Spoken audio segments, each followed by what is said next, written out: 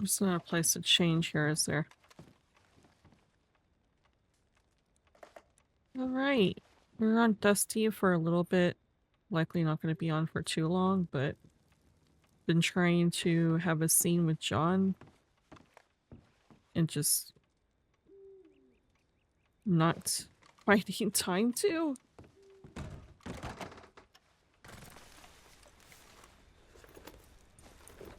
I need to get down to Annisburg.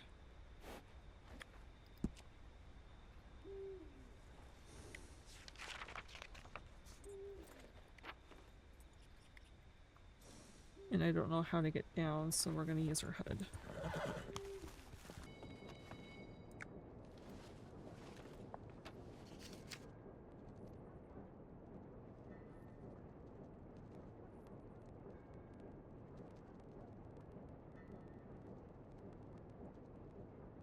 Dawson and Co are actively looking for you.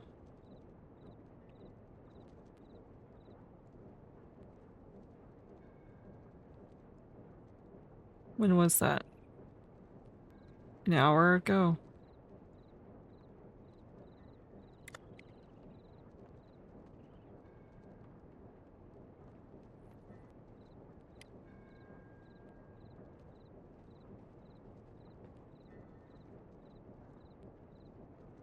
Headed back to where we were oh shit. Okay. When was that sent?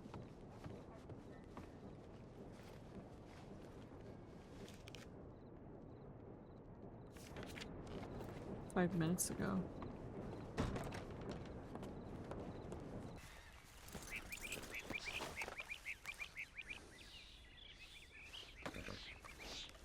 Hello? Apparently Daza and Co are actively looking for a certain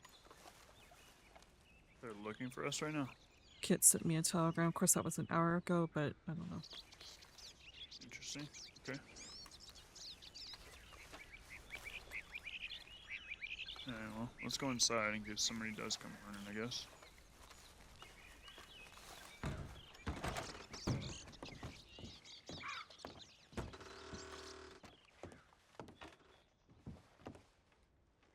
I got almost robbed. Almost robbed. Yeah, I got encircled and guns aimed at me and all that fun stuff. Wonderful. Yeah, by the Guarma cartel. Guarma cartel. Mm-hmm. Why the fuck are they here instead of in Guarma? I don't know. They were right outside the, went to the swamp speakeasy and they were right on the other side of the bridge. They saw me cross over the bridge and started chasing. I tried to run, ran into the swamps, and then kind of went into a dead end, so tried to bail on foot, but didn't get very far. Hmm. So, what did they stop? Yeah, so they got off. They aimed guns at me. They asked who I was. I told them, and then they said, "Oh, you work out of the Blue Pearl." And they said, and I said yes. And then they said, all right. And then they put their guns down and they said they want to have a meeting with Jacko. And then they gave me a telegram. Hmm. And then they said, but we live in Guarma, so we don't really check our telegrams. So you might just have to make a trip to Guarma to come see us. Okay. So, yeah. Interesting.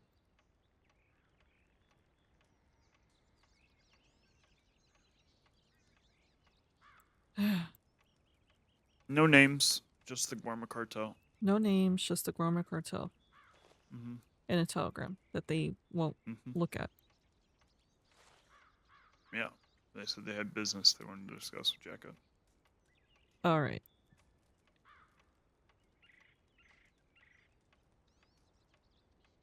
Well, I mean, at least they didn't rob you. Yeah. They were nice enough. Hmm. Ran into the Chinzos shortly after at Emerald. Hmm. They seemed they were off to do something. They obviously didn't tell me what. Yeah. That was kind of it. to be honest. Did a couple 1-drops. Now I'm out of mash, so I've got doesn't mash. seem like anybody else woke up. It don't seem like it. And if Daz is out looking, I'll probably just lay low for the night. Pick it up tomorrow. I saw that you sent me a telegram when I went to Annisburg to change into my disguise, so I didn't send out telegrams to other people yet. Okay. It just came back up here. Yeah, I mean, if you're gonna stay up, I'd probably send some. Otherwise, it's probably fine. Alright.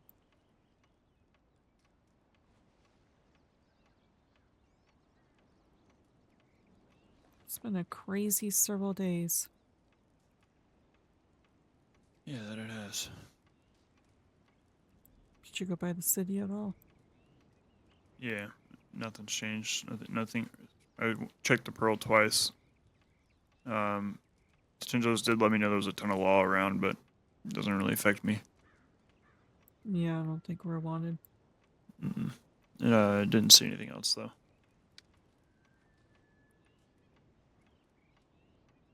Alright. Well, at the very least, the people actively looking for us isn't fucking with the business. So. Yeah, or at least not the building. It's fucking with business a little bit because we're not there, but Yeah, that is true.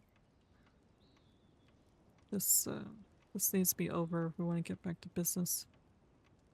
And it seems like we've yeah, got more shit to worry about now.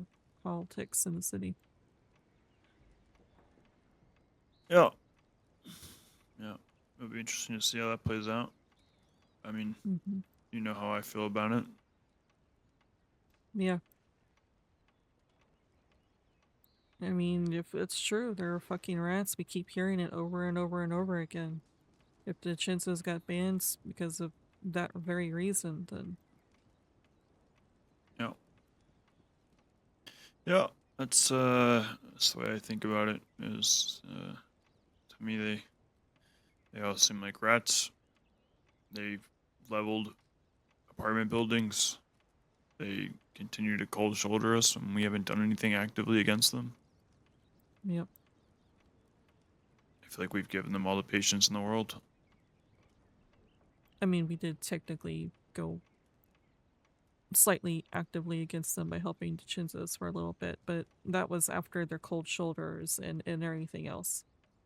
Yeah, but they don't know that. So, with Well, yeah. so I mean, all of their actions have been with the understanding that we're neutral. Mm-hmm. And we And were neutral until they decided to do what they did. yeah, that's true. The biggest thing for me, difference between the Chinsos and Taipan, well, besides the fact that I seriously doubt the Chinsos would ever rat, but the big difference for me is how they treated us when we said neutrality. And what it sounds like how they treated Bundy when he said neutrality.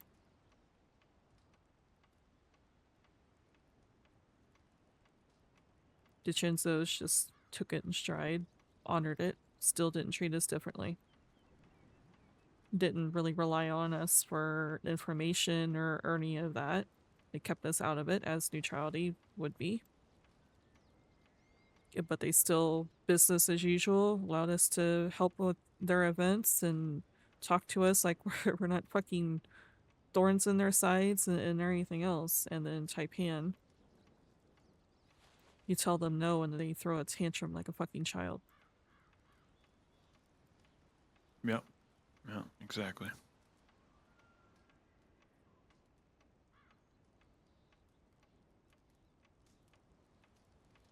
It's like they don't know how to treat neutrality.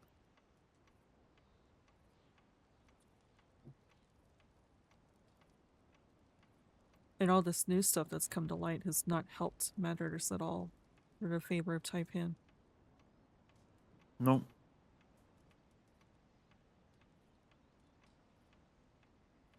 I also don't appreciate their the hiring of outlaws and whatnot, or Westerners. Yeah, that too. Why can't they fight their own fucking battles?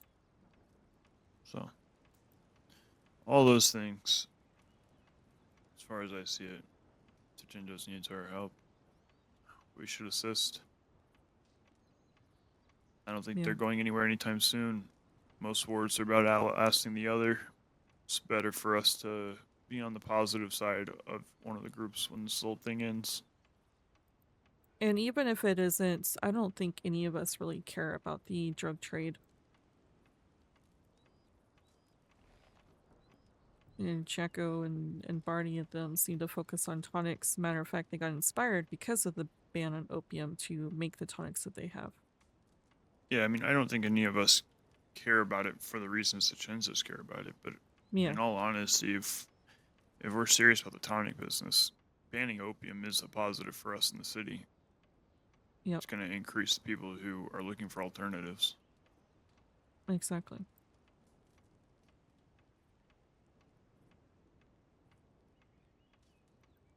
Shit, same thing with the cocaine, with the way the scratch makes you feel.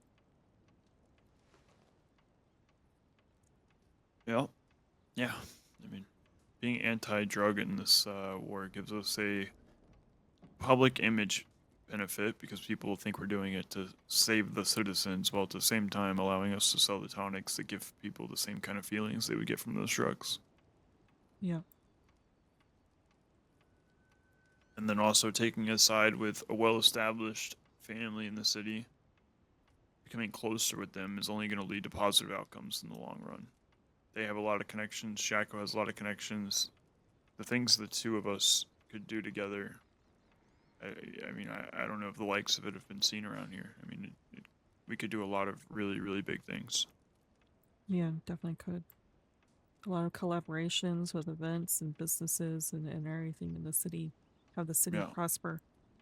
exactly. Yeah, I mean, there's so much potential, but in order for us to truly achieve that, we need to be close with them. And if they're asking for our help, I think this is the time we give it. Hmm. And I feel like the pros outweigh the cons. I think the only biggest con, well, I guess two of the biggest cons if the Chinzos are getting banned by law is the law, which who the fuck cares, and Taipan, which again, who the fuck cares? Yeah, I mean, the cons are we end up in this war fighting it. You know, Yeah. we know that Taipan isn't above going to the west and paying some group to come fight us for them. Hmm. So it's something to take into account. I don't think it's going to be as clean as we're going to help the Chinzos and Taipan's not going to do anything about it. It's going to lay down and take it. I don't expect Yeah. that. But in my opinion, as long as we can outlast the war, being close with one side is going to be unbelievably beneficial once this war does come to an end.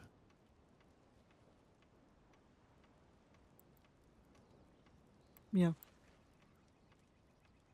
I think I would like to see the war come to an end, and I suppose that would be another con if suddenly people start backing up one side or the other. It's going to cause even more disturbance in the war itself. But I mean, through all the conversations I've heard, I don't see how this thing's ending anytime soon. yeah, it's two differing ideals and neither side wanting to compromise. Yeah. So the way I see it, we should take a side now while they're still in the middle of it. And then it looks like we supported them at their lowest. And it really brings our two families together. Yeah, And then when it's all over and they finally figure out how they want to resolve this thing, that kind of relationship that we've built, that's something that's going to last. The Chinos don't strike me as a group that's just going to forget something like that quickly. yeah, that's true. Hell, we're already seeing benefits by helping with all the little things. Kit didn't have to send a warning to me. Exactly. I mean, the conversations we've had with them have been overwhelmingly positive. I think the groundwork that me and you did by supporting them when the war kind of was really getting heated, I think really did put a foundation that a lot of great things can come, and kind of probably put the whole Bundy family in a better light for Shinzo's. Yeah.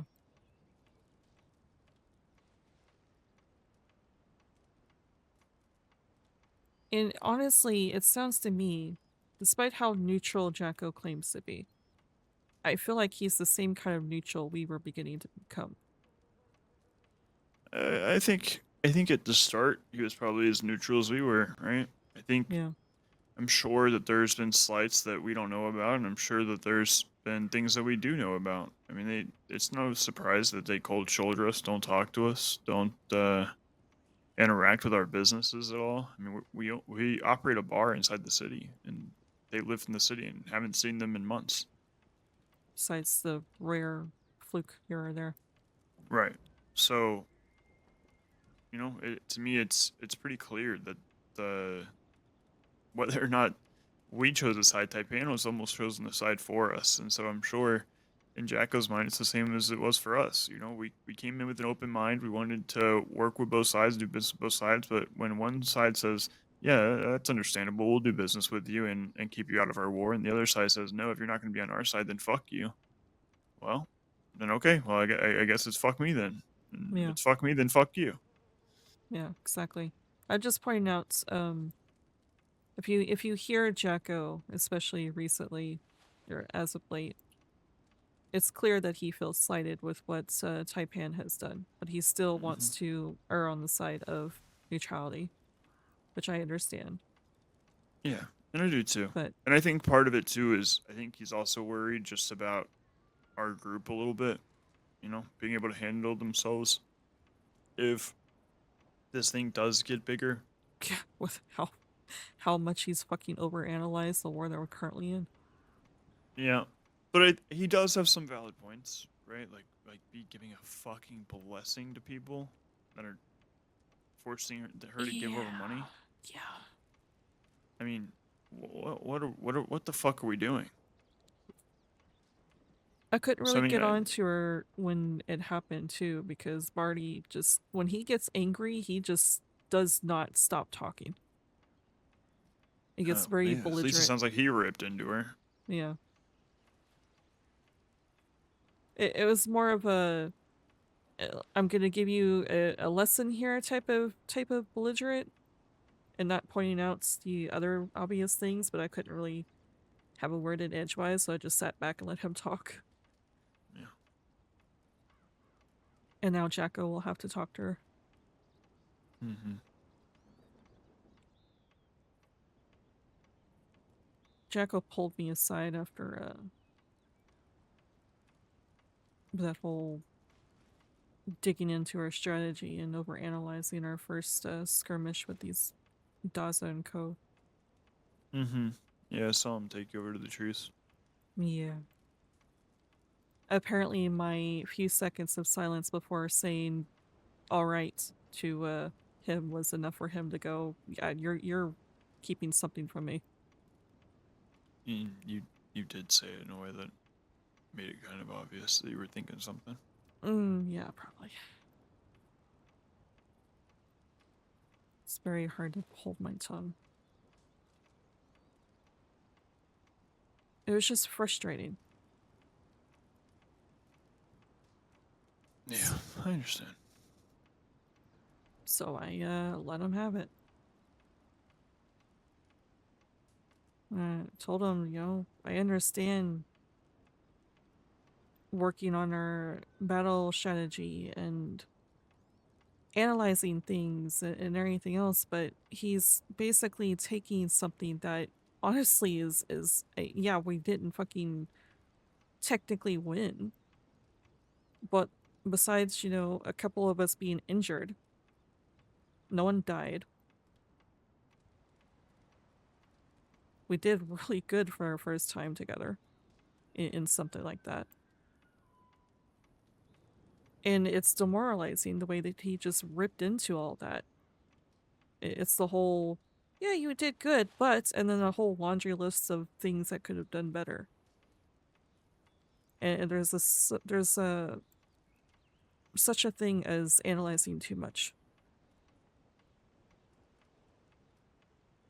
Sure, some things need to be worked on, and we can figure it out. But yeah, just I don't know.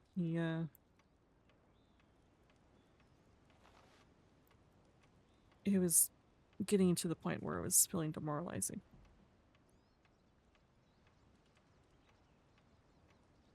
Yeah, I can understand that.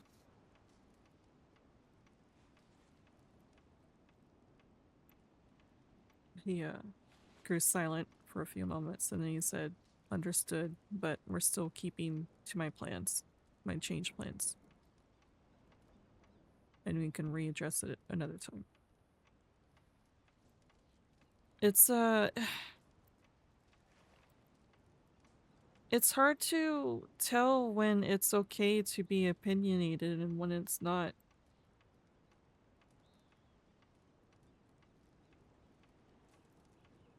It's um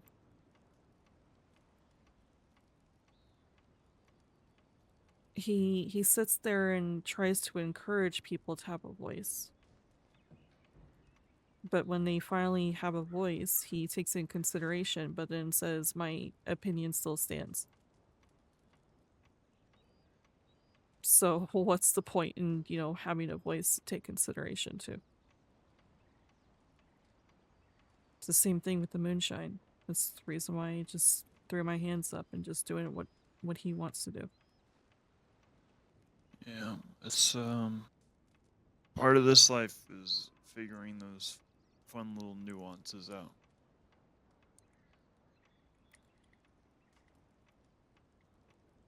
Truth of the matter is, most of it's just keeping your mouth shut, smiling, nodding your head. I can't fucking do that.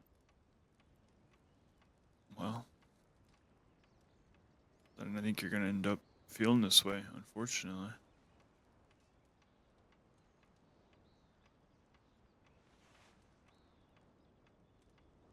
There's small places when asked very explicitly for your opinion, then sure. Otherwise, it's always best just to nod your head and do the best you can. Yeah. Self-mold myself even more. When the war is over, and I think the moonshine thing can be talked about and discussed. Just needs a little bit more time. There's a proper way to do it. Ask him for a proper meeting. Have a discussion on the things that you want to do differently. Don't let him feel like it's you're ambushing him with an idea. Set a proper appointment time. Say I have a business idea, a business strategy I'd like to kind of discuss with you.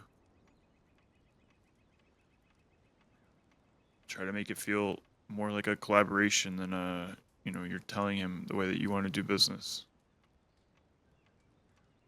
It's a political game that you kind of have to play. And then for the most part, if your opinion is not directly asked for, and by directly asked for I mean him stating I want your opinion, not is there any thoughts or any questions, but genuinely saying, does anyone have an opinion? I want to hear opinions. Then sure. Otherwise, I mean you'll see it when he asks anybody have anything. It's very very rare I have something, especially something that I think he's going to disagree with. There's no point. It's not going to go well. He's the boss. Just do what we're told. It's hypocritical, though. What He do you mean? has he's repeatedly said he wants to hear our voices. That despite where you are in the family, everyone's voice matters. Yeah, of course she says that. He wants everyone to feel included. He just doesn't want you to actually do it. That's how all bosses are. It's all the same. If you're the one who's making decisions, you want to be told that your decisions are good, especially in the moment. Don't want to hear they're not good. Don't want to be criticized for your opinions. You're the one making the decisions. But you want people to feel like they have an opinion. And that's the political game. It's finding out when, how you can give your opinion, get it in their ear. It's the same when I say that, we need someone we can talk to about our issues. That I'm not going to tell him that, not now. It's going to take time. Time, the right setting, the right place, the right conversation. It's a long political game that has to be played. Yeah. Right now, our opinions, especially unsolicited, they don't mean anything. He's going to do a lot of telling you that it means a lot. It's very important. I know that's true. I know that's real. Every boss will tell you, "Oh, I want to hear your opinion. I want everyone's opinion." No, they don't. They want to hear that they're right. So you smile, you nod, say, "Yes, sir." And then, you do the best you can. Maybe you don't do 100% of what's said, but you do enough to not get yourself in trouble. You do what you have to do. And then, if it's a business idea like the moonshine thing, ideally, like I said, you'd have someone in the middle, but we don't have that. So, it was me. I would give it Jacko and say, "Hey, I have a business idea. I really like to talk with you about it. I don't want it to feel rushed. I don't want it to, be in the middle of something. Can we set time? On Sunday at 11. Can we have an actual meeting and just the two of us kind of sit down, or bring in whoever, sit down and discuss this business idea. Go from there." Do I really have enough there to have a business meeting, though? Sure. If it's something you want changed, it's a matter on if you want it changed or not, though. And I know, and I don't think anyone else can answer that for you. But if trying to bring it up, you know, when we're all just kind of, even if we're not really actively doing something, we're always doing something. And so it's going to come across as, you know, trying to make a drastic change in a moment that he's not really prepared for. It doesn't have to be a long business meeting. It can be a very short business meeting. But then at least he's in the mindset of, okay, someone in my family has a business idea, and I should hear them out on it. Rather than getting a unsolicited opinion that differs from his own. He's going to very quickly shut that down. Yeah, he already did that once. Multiple times, actually. Mm-hmm. Yeah. And you will continue to do so. That's how bosses are. I was the same way once. You're the same way once. Yeah, I've been that way. Still can be at times.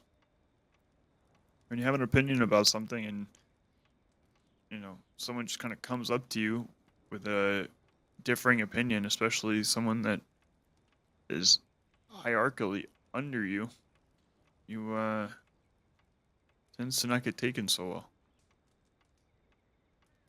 But in the right business meeting, the right context, people are a lot more keen to hear you out, understand your idea. Yeah, alright.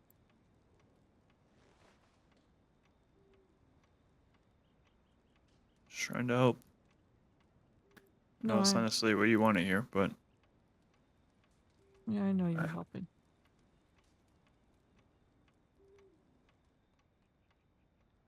It's all that growing pains.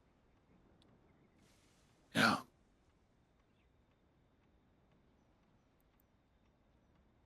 I've been independent for so long and now I have to fucking answer to someone.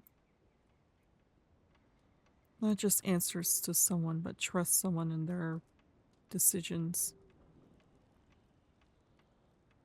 Oh, Esmeralda was talking to me when we were in the one cabin recovering while you were all went to Rhodes. Mm-hmm. She let me know that us fighting together and bleeding together went a long way into her realizing that myself, you, and Sophia were willing to bleed for the family. I suppose our slight on the family put a damper in that progress, but this skirmish that we worked together and trying to take care of, it seemed to put us in a better light for, at the very least, Esmeralda. Sure. Yeah. A slight that, if anything, strengthened our relationship between us and DeGensis. Yeah. I'm trying my hardest here. But my god, do some of these decisions infuriate me. It's gonna happen wherever you go. If you go into this life, whether it's Bundy or anyone else, you're never gonna fully agree with what the boss wants or says.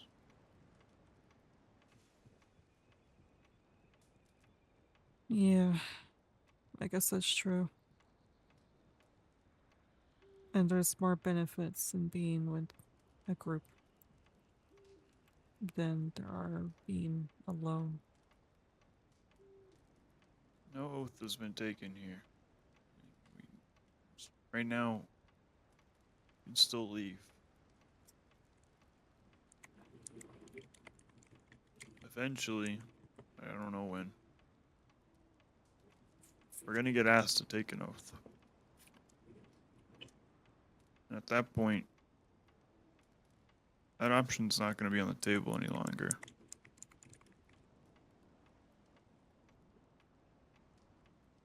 Would you take an oath? Today, probably not. Tomorrow, who knows? Can't pretend that every day in this life doesn't make me feel a little more at home. I have my concerns, my issues with Jacko and his decisions. But bosses are temporary, families are forever. Decisions are also temporary. They can be changed, they can be discussed, they can be influenced. But I believe in the idea of this thing. It needs fixing. I mean, it's a little bit like this house when I look around. Some things that probably need to be fixed, some shelves, and I'm sure there's other issues, but the foundation's there. And just like this family, the foundation is there. Sure, the windows and cabinets and whatnot should be fixed, and we can work on that, but having the structure is what's important. And so, no, I don't think I would give an oath to Jacko right now. It doesn't mean it's always going to be the case.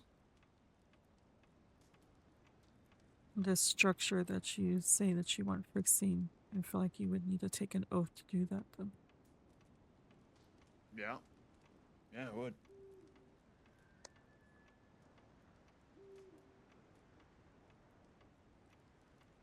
That's why I say I can only speak for today. What's making you hesitate today? I can't pretend that I fully trust Jacko yet.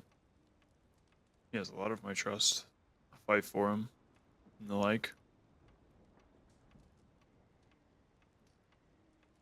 But to swear over my life to him right now, not sure about that yet. I'm still very far from that myself.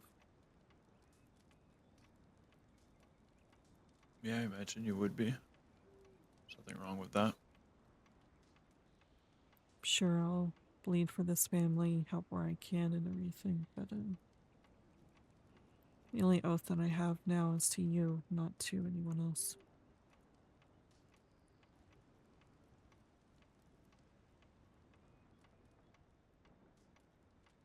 Who knows? Maybe one day those of us will be one and the same.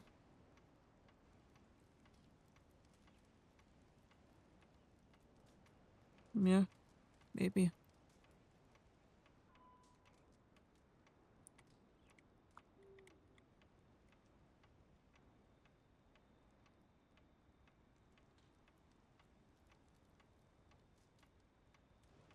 And I'm sure if that day does come, there'll be decisions that I make that you don't agree with.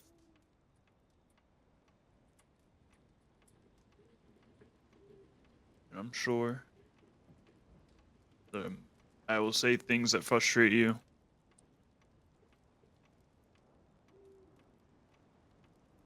We'll make it through. Maybe you already have.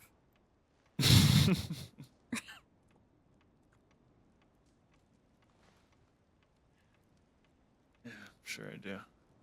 Say many things. The difference is I can talk to you about it, and you actually hear me out and talk your own side. Yeah, but I think too, it's different when it's conversations like this, away from everyone, where it feels like it's just us being able to discuss ideas. If I made a decision, if I was in Jacko's shoes, I made a decision, and we're in a group setting, and you pull me to the side and want to critique one of my opinions. I can't promise I'm going to be as nice and as willing to listen because it's just not the same setting. It's not the environment that this is.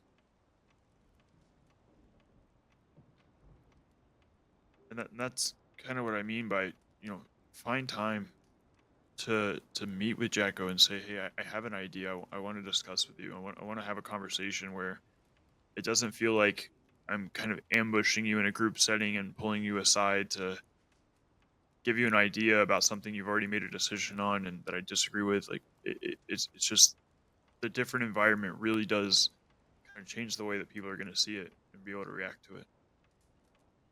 Yeah, that makes sense. But I don't think I've ever ambushed him before. I'm using ambush a little bit strongly, but for example, if I was in his shoes and we were all at the other house or even this house, and we're all here and we're chatting or whatever, and then you're like, "Hey, Jack, can I speak with you a minute?" And you guys go outside. He's gonna see that as an ambush because he's just not prepared to be told something that is about business that he disagrees with. So to him, it's like, Where's this coming from?" We're talking about something completely different, and you're critiquing and attacking one of the decisions I made, and the environment and the mindset is just not going to be in the right place to be able to receive that criticism in a way that's going to be understanding and willing to listen. Right. And the boss, his default is that he's right, and so in order to break the kind of default mindset, is you have to really change the environment to something a little more intimate, a little more scheduled, a little more, hey, we're sitting down to have a conversation about a couple things, and then he can kind of put himself in the headspace of, okay, this is a serious conversation about business. There's an idea. Okay, I can listen through all the options, and I don't feel rushed, and I don't feel like I have to make a decision right now, and there's not a thousand things going on. I mean, that makes complete sense. And I think that might be where some of the frustration is because you are who you are, and it makes you the person that you are. So there's nothing wrong with it, but when you voice your opinion to him, even though you're meaning it in a respectful way, you're just trying to express your side of it. To him, it feels like you're attacking what he's already made a decision on, and in an environment where he's trying to do whatever it is that he's trying to do. So he's not really in the mindset to hear criticism on whatever it is. I would like to make a counterpoint, but this last time he's the one who pulled me aside I agree. and pressed me for my opinion. Yeah, and look, that's not something I'm in the business of doing. So that that's a point of difference between me and him, as far as I'm concerned.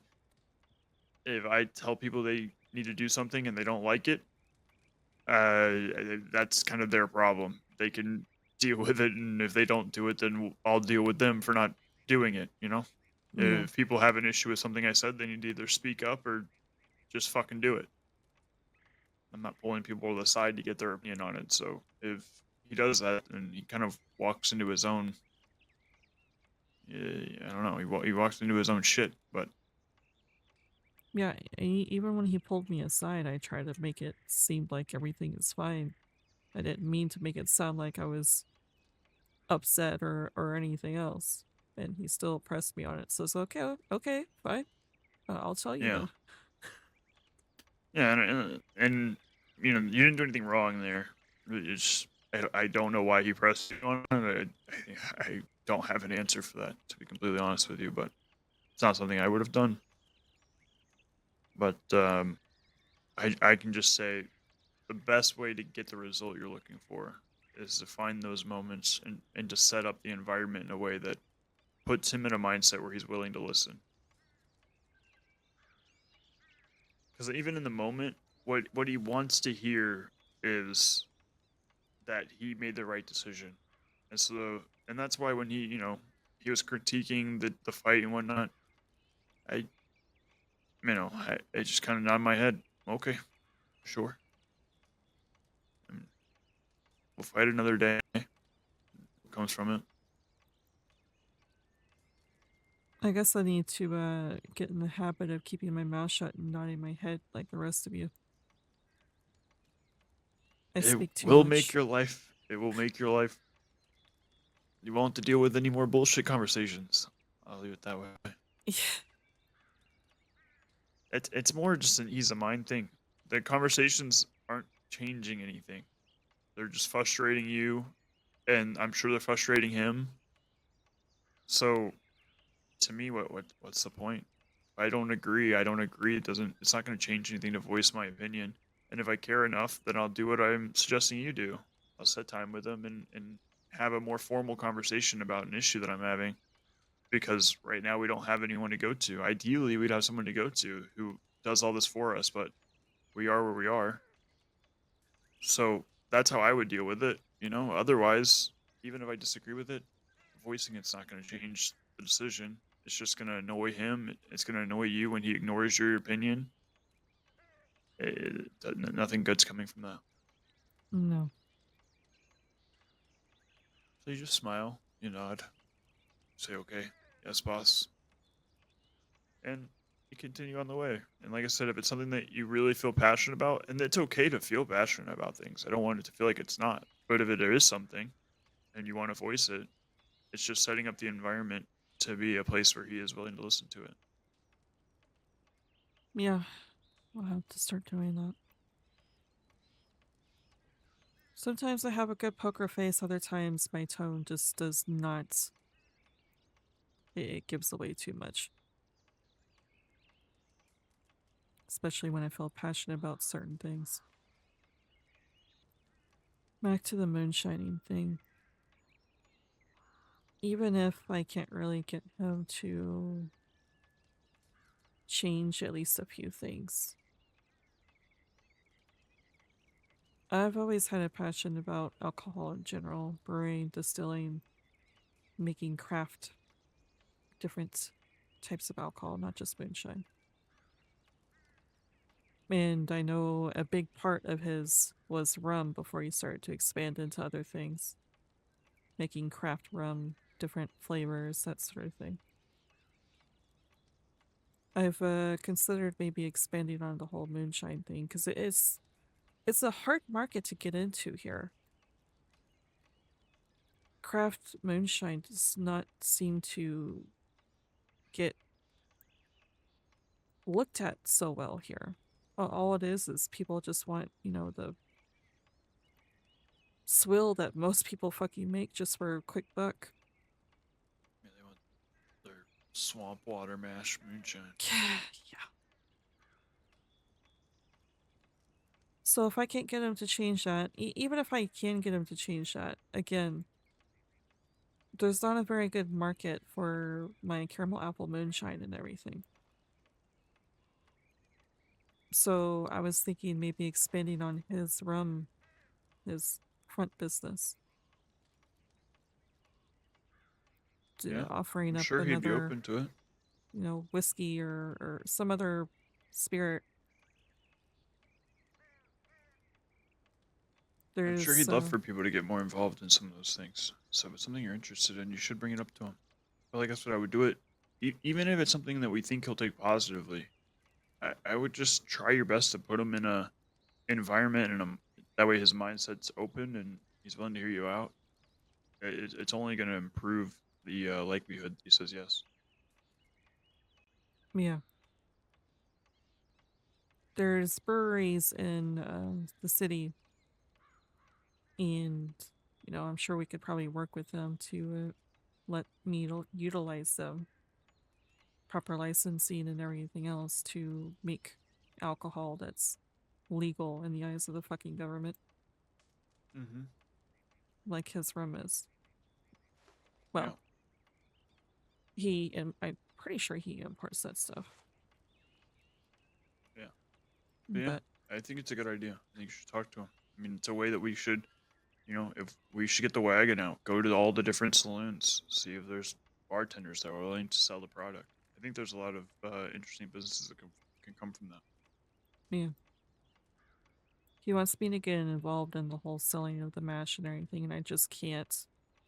I'm letting go of so much things when it comes to the traditions of moonshine because the crossing does not seem to see the traditions of moonshine. And I think it's important So, to bring that up too. You know, let them know those things. I'm not saying you haven't, but do it in this way that I've been describing. I really think get him in a situation like that. He'll hear you out. He'll listen a lot more than he is in the kind of side conversations you guys have had. there's been so many fucking side conversations. I know, and I think that's what I mean. Is those are just, in my opinion, they're just not very productive. You need a true, real conversation like this one, and figuring out a time that you can make that work with Jacko, I think is going to be beneficial for you.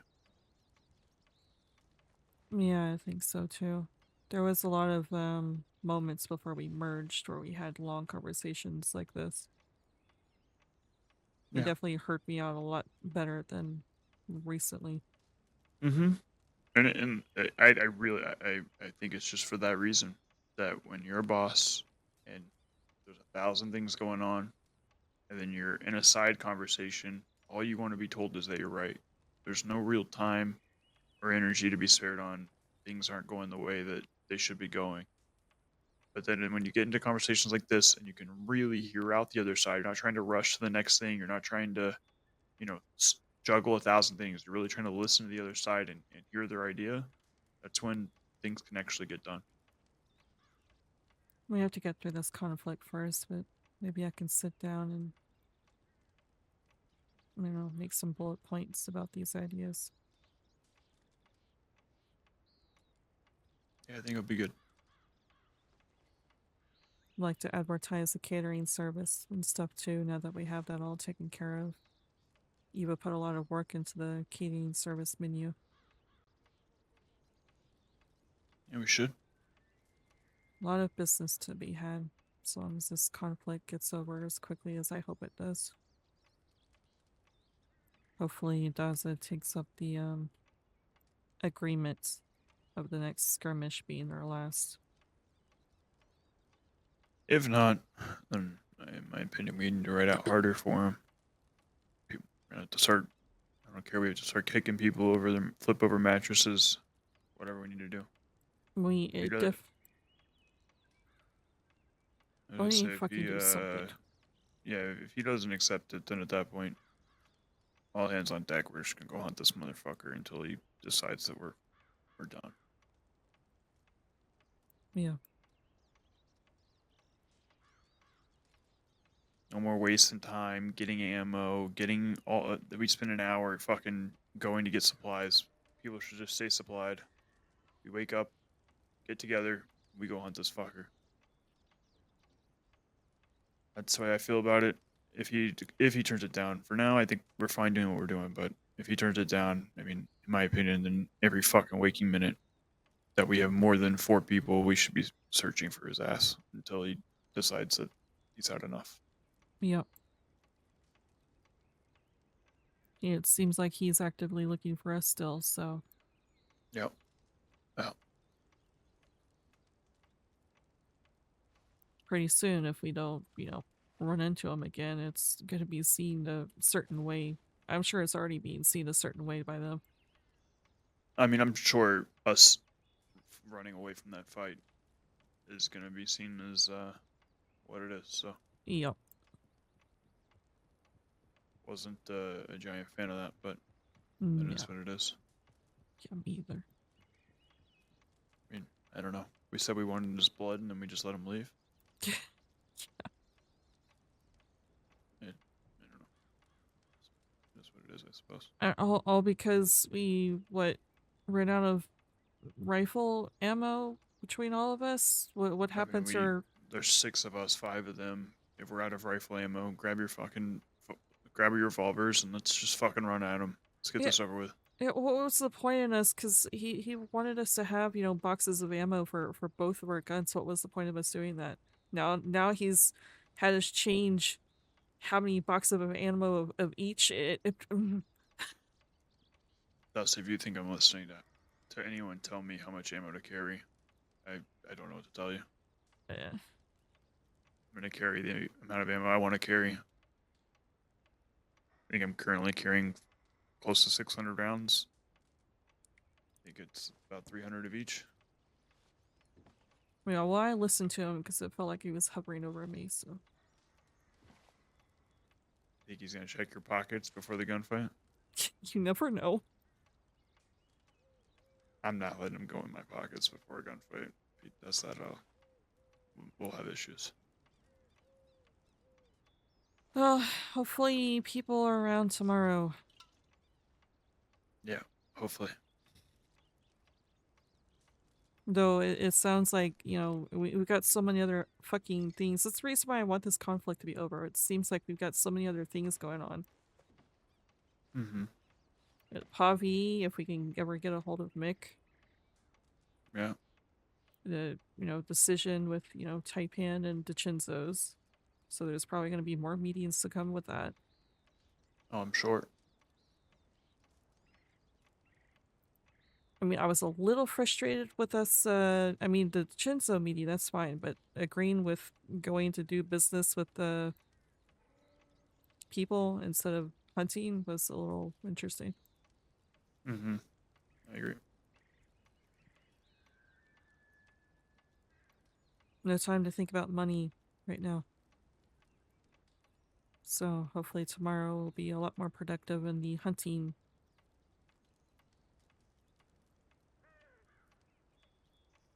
Hope so. Unless Mick did respond and we actually do have a meeting for tomorrow for Pavi. Or I know Waste and a telegram. I don't know if we're actually going to go to that or not. I'm interested to hear him out. I just want to see how much snake-like behavior that way would give. But it depends on if he actually has a conversation in front of anyone besides Jacko and Eva, because Santino only wanted Jacko and Eva, so Sophia and myself had to sit back and just stand around. Mm. Okay.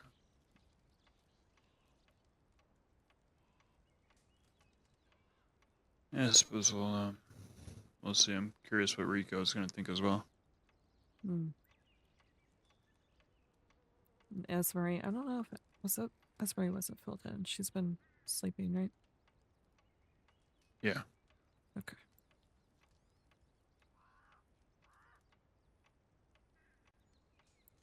Rico's a lot more opinionated than Esmery, so I'm sure he'll have a different opinion. Esmery is a very yes boss person.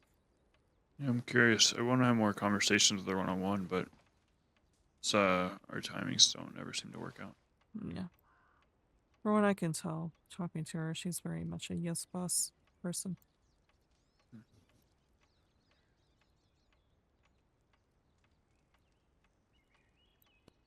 Okay. I think I'm ready for bed. Yeah, me too. All right. Good night.